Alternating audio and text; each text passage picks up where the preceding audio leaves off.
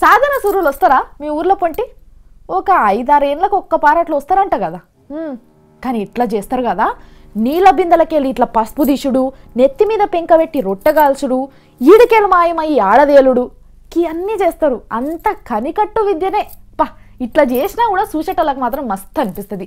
Same to same ఇసొంటి విద్యలే అన్ని మన దేశంలో కూడా ఒక ఆయన చేస్తున్నాడంట.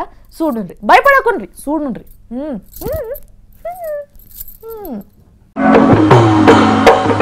మనం కళ్ళు మూసుకొని ఎంత దూరం నడుస్తాం?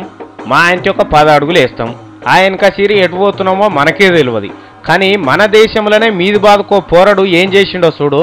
కళ్ళు మూసుకున్నాడు కాదు, మీరు రెప్ప కొట్టకుండా నోరు ముయ్యకుండా చూస్తారు, గ్యారంటీ. సరేనా? ఇక చూసుకో, ఈడ 3 ఉన్నారు కదా, అందులో ఒకనికి కంటి మీద మట్టి పోసి కర్రె బట్ట కట్టిండ్రు. చూడు ఎంత గుంజి కడుతున్నారో. మన్ను పోసి మీదకెళ్ళి బట్ట కట్టినాక కనబడతాయా కళ్ళు? మొత్తం చీకటే ఉంటుంది. ఇక ఇప్పుడు ఒకడు పోయి పక్క కాళ్ళు చేతులు వారదాపుకొని పండుకున్నాడు. పండుకున్న పొట్ట మీద దోసకాయ పెట్టిండు చూడు ఇంకోడు. ఇక ఈ కళ్ళకు బట్ట కట్టుకున్నాడు ఈ పార తీసుకొని ఆ దోసకాయని నరకాలే. ఎట్లా అనిపిస్తుంది చెప్తుంటే భయం అయితే లేదు.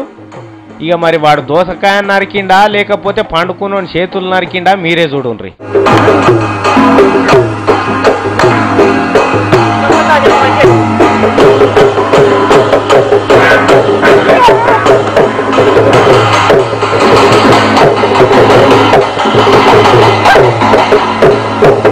అరే చేల మీద వేసావు, తలకాయ ఉన్నదో. వీడేదో చేసేటట్టే ఉన్నాడు. ఆయనతో కాలు నరుకుతాడా ఏంది? దేవుడా భగవంతుడా, ఏంది ఈ అడమైన ఆట? ఈ ఆటను కగ్గి పెట్టా అని ఓ దిక్కు తిట్టుకుంటేనే ఇంకో దిక్కు భయపడుతున్నారు కదా మీరు. కానీ ఏమైందో చూడండి.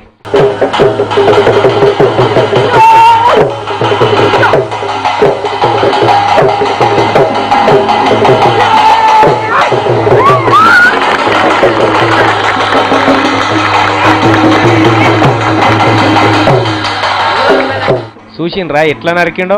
ఇదన్నమాట. ఈడ మ్యాజిక్ వాళ్ళకి చేసి అలవాటు అయిపోయి ఉన్నారు. చూసేటోళ్ళకే భయం కానీ వాళ్ళకేముండదు. గిదన్నమాట.